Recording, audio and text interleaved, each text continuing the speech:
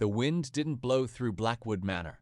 It seemed to exhale from it. For 60 years, the house had sat rotting at the edge of the cliffs, its salt-stained windows staring out like dead eyes. The locals in the village below spoke of it only in whispers, repeating the old warning, never look a Blackwood in the face, even if they've passed. Arthur, an antiquarian who scoffed at local superstition, had purchased the estate for a pittance. His first evening was spent in the grand library, cataloging the left-behind dust of a forgotten lineage. By midnight, the fire had died to a sullen crimson ash. Arthur rose to fetch more wood when a faint, rhythmic sound froze him. Thump, drag, thump. It was coming from the floorboards directly above. It sounded like something heavy being pulled across the dust, paused by a heavy, deliberate step.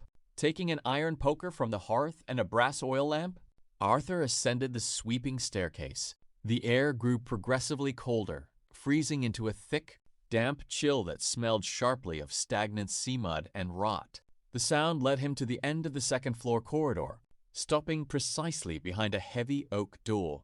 Arthur swallowed the lump of dry fear in his throat. "Who's there?" he demanded, his voice sounding thin and fragile in the vast house. No answer, only the sound of something wet sliding against the other side of the wood. Right up to the threshold, with a surge of nervous bravery, Arthur turned the brass handle and flung the door open. The room inside was entirely empty. No furniture, no carpet, just bare, warped floorboards covered in a thick layer of undisturbed gray dust. Arthur breathed a sigh of relief, mocking his own overactive imagination. He stepped into the room, raising his lamp to inspect the corners. But as the amber light washed over the floor, his blood turned to ice. There, in the thick dust, were two distinct tracks. One was the clear print of a bare, malformed human foot. Beside it was a wide, smooth smear, the unmistakable drag mark of something heavy and limp.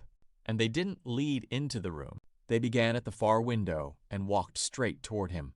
The tracks stopped exactly where Arthur was standing. Suddenly, the oil lamp in his hand flared a violent, unnatural blue. In the window glass ahead, Arthur didn't see his own reflection. He saw a towering, emaciated figure standing directly behind his right shoulder. Its skin was the color of a drowned corpse, and its eyes were missing, replaced by two hollow, weeping black voids. Arthur froze, remembering the village warning too late. As the lamp went out, a freezing, wet hand gently rested on the back of his neck, and a voice like grinding stones whispered in his ear, "Welcome home."